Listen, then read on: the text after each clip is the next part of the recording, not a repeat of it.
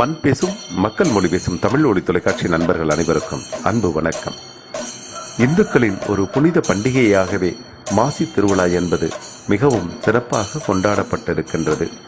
எங்கு பார்த்தாலும் வண்ண வண்ண மின்னொளியிலும் பெரிய பெரிய கட் அவுட்டுகள், பேனர்கள் என்றெல்லாம் வைத்து பல்வேறு வகையாக இந்த விழாக்களை கொண்டாடி இருப்பதை நாம் பார்த்திருப்போம்.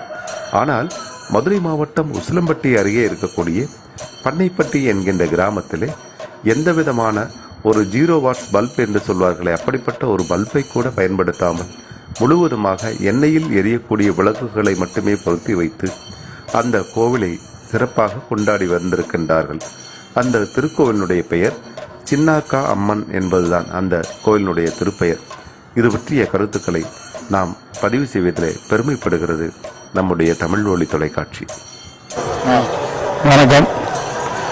புத்தூர் நாலுகரையில் ராமசாமி தேவன் கரையாகிய எங்கள் குலதெய்வமாக வழிவழியாக வழிபட்டு வரும் சங்குக்குள் அமர்ந்தவளாம் எங்கள் சின்னாக்கம்மாவை வழிபட்டு வரும் ராமசாமி தேவன் மகேரா மக்கள் சார்பாக இந்த எங்களுடைய வழிபாட்டு தெய்வமான சின்னாக்கம்மாள் திருக்கோவில் அமைந்துள்ளது. பல நூறு வருடங்களுக்கு முன்பிருந்தே எந்த விதமான ஆடம்பரங்களும் இல்லாமல் உரிமை மேளம் மட்டுமே பயன்படுத்தி எங்களுடைய வழிபாட்டு முறையை மின் விளக்கு இல்லாமல் நாங்கள் வழிபட்டு வருகின்றோம். புது துணி எடுப்பது பழக்கமில்லை மற்றும் மைத்துனர்களை எங்கள் கோவில் விழாவிற்கு அழைப்பது வழக்கமாக இல்லை. கள்ளர் நாட்டுகளிலே சுத்த சைவ ஒரு கோவில் என்றால் எங்களுடைய சின்னாக்கம்மன் வழிபடக்கூடிய எங்கள் உறவுகள் மட்டுமே என்பதை பெருமையுடன் தெரிவித்துக் கொள்கின்றோம். அதுபோக எங்களுடைய வழிபாட்டு முறை மிக கண்ணியமான முறையிலும் ஆடம்பரம் இல்லாத ஒரு தெய்வ வழிபாடு முறையாக ஆதிகால வழக்கப்படி மின் விளக்குகளின்றி பந்தங்களையே பயன்படுத்தி இன்று கூட இந்த பார்த்தீங்கன்னா நாங்கள் விளக்கு ஒளி தான் பயன்படுத்தியிருப்போம். அதே போல இரவுல இந்த கோயிலுடைய ஏற்பாடுகளை ஆண்களே செய்து வந்தோம். பிரசாதம் என்பது மஞ்சளை கொண்டு வந்து இடிச்சு அதுதான் பிரசாதம். மற்ற கோயில்களில் உங்களுக்கு திருநீரும் குங்குமம் கொடுப்பாங்க. இங்கே எங்களுடைய வழக்கமே மஞ்சள் பூசுறது தான். புது துணி கோடி எடுத்தோம்னா கூட மற்றவங்கெல்லாம் சந்தனமோ ஏதோ தடவுவாங்க காலர்லயே ஓரத்து. மஞ்சள் தான் நாங்கள். ஆமா, நாங்கள் மஞ்சள் வைப்போம். இல்லைன்னா பசுமாட்டு சாணியை தான் வச்சுக்கணும். மாமன் எதுக்கு கூப்பிடல அப்படின்னா அவங்க கேலி பண்ணுவாங்க. எங்களை கூப்பிட்டேன்னா அதை வெட்டி போட போறீங்களா, கிடா வெட்டி கோழி வெட்டி எங்களை விருந்து வைக்க போறீங்களா அப்படின்னு கேட்டு எங்களை கேலி பண்ணுவாங்களே அப்படின்றதற்காகவே எங்க கோயிலை கும்பிடுறதுக்குன்னா 48 நாட்கள் சுத்தமா இருக்கணும். ஹோட்டல்ல கூட சாப்பிட மாட்டோம். வெளியேன்னா தண்ணி கூட இது பண்ண மாட்டோம். பொரியடலை வாழைப்பழம் தவிர வெளியில எதையுமே வாங்கி சாப்பிட மாட்டோம். எங்க வீட்டு சாப்பாடை தான் சாப்பிடுவோம். எங்க வீட்டுல இருந்து தான் நான் பள்ளிக்கூடத்துக்கு போகும்போது என் வீட்டுல இருந்து தான் எடுத்துட்டு போவேன். வெளியில கடையில வாங்கி தின்றக்கூடாதுன்னு. அப்படியெல்லாம் ரொம்ப கட்டுப்பாடான ஒரு தெய்வம். நான் ஒரு தியாகராஜா காலேஜில் படிச்சுட்டு எல்லா பேருமே ஒரு பெரும்பான்மையான ஜாதி வேலை பார்க்குற ஒரு இடத்துல நான் வேலை பார்க்கும் போது நான் மட்டும் ஒரு நான் வெஜிடேரியனாக இருப்பேன். என்னைய மட்டும் அவங்க ஒதுக்கி வைப்பாங்க. நான் போகும்போது மஞ்சள் பூசிட்டு போவேன். மிச்சம் பட்டை அடிச்சுட்டு வருவாங்க. மஞ்சள் காரை மட்டும் கரெக்டாக நம்பர் பண்ணுறானேன்னு சொல்லி ஒரு பெரிய ஆஃபீஸர் சொன்னார். அவர் யாருன்னு பார்த்தா கடைசியில் கமுதியோட ஐயர். அவர் என்னை கூப்பிட்டு கேட்டார், நீ யாருப்பா என்னப்பான்னு. நான் இந்த மாதிரி சொன்னேன். அது மாதிரி எங்களுக்கெல்லாம் புது அனுபவம். நான் சேல்ஸில் இருக்கேன். சேல்ஸில் யார் இருப்பாங்கன்னு உங்களுக்கு எல்லாமே தெரியும். நான் இப்போ டிகிரி முடிச்சுட்டு ஒரு கஷ்டப்பட்டு தான் போகும்போது இன்னும் ஒரு 30 ஆண்டுகளாக வேலை பார்த்துட்ருக்கேன். எல்லாமே எங்களுக்கு மஞ்சள் தான் எங்களுடைய இது. அந்த மஞ்சள் பூசினாவே எங்களுக்கு ஒரு மிகப்பெரிய ஒரு தைரியம் இருக்கும். அந்த தைரியம் எப்படி இருக்குன்னா, நாங்கள் செய்கிற வேலையை இன்னும் கொஞ்சம் ஃபோக்கஸ்டாக பண்ணுவோம். ரொம்ப ஃபோக்கஸ்டாக ஃபோக்கஸ்டாகவும் ரொம்ப ஒரு எஃபெக்டிவ்னஸாகவும் பண்ணுவோம். அது கடவுள் தான் காப்பாத்திருக்கு. ஒரு மேல்தட்டு மக்கள் எப்படி இருப்பாங்களோ அவங்கள விட நாங்கள் நல்லா வர்றதுக்கு இந்த சாமி தான் எனக்கு துணை பண்ணியிருக்கு. நாங்கள் ரொம்ப நல்லா இருக்கோம். சாமி தான் காரணம்.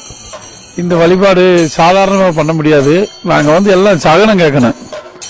நாங்கள் தொம்பரையில் வளையவெட்டியில் தொம்பரை வளையவெட்டி விளாம்பட்டி 2 கிராமமும் நாங்கள் வந்து இந்த கோயிலை வந்து வணங்கி வருகிறோம். வளையவெட்டி தொம்பரையில் உட்காந்து நாங்கள் சவனம் கேட்போம். அந்த பள்ளி சவனமோ இல்லை எங்களுக்கு பச்சை சவனமோ கொடுத்தா மட்டும்தான் நாங்கள் வந்து அந்த கோயில் எப்போ கும்பிடலாம்ன்றதை எங்களுக்கு தெரியப்படுத்தும். அந்த தெரியப்படுத்துற பின்னாடி நாங்கள் திருப்பி 48 நாள் நாங்கள் விரதம் இருந்து நாங்கள் அந்த இதை அனுசரித்து நாங்கள் இந்த கோயிலை கூப்பிட்டுருவோம். அப்போ தான் பெட்டி எடுக்க முடியும். அதுக்கு இடையில நாங்கள் வந்து எங்கள் குடும்பங்களில் நாங்கள் ஒரு 300 தலைக்கட்டுக்கு மேலே இருக்கோம். எங்கள் குடும்பத்தில் யார் வீட்லேயுமே இறப்பு இல்லாத வருடமாக இருக்கணும் அப்படின்ட்டு ஒரு விதி இருந்துச்சு. அது சாத்தியப்படாமல் நாங்கள் இப்போ 12-16 வருஷமாக கும்பிடாமவே இருக்கோம். இது வரைக்கும் நாங்கள் இப்போ புதுசாக வந்து நாங்கள் அந்த இறந்த குடும்பம் மட்டும் விட்டுட்டு மிச்சம் நம்ம அடுத்தடுத்து நம்ம இப்போ இருக்கிறவங்க வழிபாடு செஞ்சுக்கலாம்ன்ற மாதிரி ஒரு இது கொண்டு வந்திருக்கோம் நடைமுறை சிக்கல்னால. அதனால எங்களுடைய வழிபாடு தெய்வம் அருள் கொடுத்தால் நாங்கள் வழிபாடு ஆரம்பிப்போம். வழிபாடு செய்யும்போது நாங்கள் எந்த விதமான ஆடம்பரமும் இல்லாமல் நாங்கள் முதல் கரும்பு கட்டு எங்களுடைய தம்பிகள் வீடான விளாம்பட்டிக்கு நாங்கள் இருந்து கரும்பு கட்டு நாங்கள் கொண்டு போவோம். திருப்பி வரும்போது அவங்க எடுத்துகிட்டு வருவாங்க. நேரம் எடுத்து வந்து எங்கள் தொம்பரைக்கு போயிடுவோம். தொம்பரைக்கு போயிட்டு எங்கள் பூசாரி எல்லாம் சேர்ந்து பெட்டி எடுத்துட்டு நேராக இந்த கோயிலுக்கு வந்துடுவோம். கோயிலுக்கு வந்துட்டு ஆண்கள் மட்டுமே இந்த பயறு கரும்பு எல்லாமே அவிச்சு இங்கே நாங்களே கம்பம் வாங்கி இடித்து எல்லாம் பண்ணி பள்ளையம் பிரித்து காலையில் பள்ளையம் போட்டுட்டு அப்புறம் நம்ம நடைமுறை எப்பயும் போல் நாங்கள் வழிபாடு நடைமுறை தான் எங்களுடைய வழிபாடு முறை. கமே உனை அன்றி துணையாரம்மா, கற்பகமே உனை அன்றி துணையாரம்மா, நீயே கதி என போற்றும் என்னை கண் பாரம்மா. அம்மா கற்பகமே உனை அன்றி துணையாரம்மா, நீயே கதி என போற்றும் என்னை கண் பாரம்மா.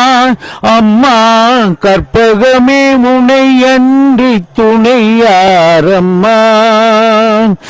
அற்புதமெல்லாம் நிகழ்த்தும் அருள் திறன் உடையவளே, அற்புதமெல்லாம் நிகழ்த்தும் அருள் திறன் உடையவளே, ஆனந்த வாழ்வுதனை அன்பர்க்கு அழிப்பவளே, ஆனந்த வாழ்வுதனை அன்பர்க்கு அழிப்பவளே, கற்பகமே முனையன்றி துணையாரம்மா.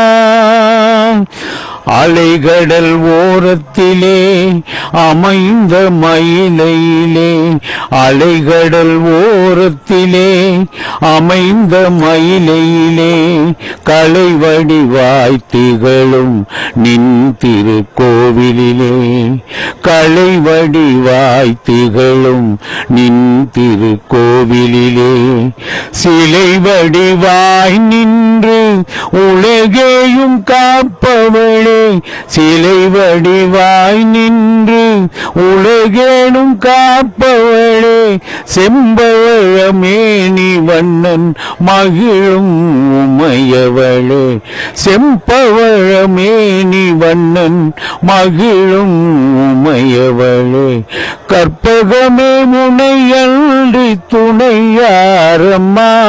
நீயே கதி என போற்றும் என்னை கண் பாரம்மா. அம்மா கற்பகமே முனையன்றி துணையாரம்மா.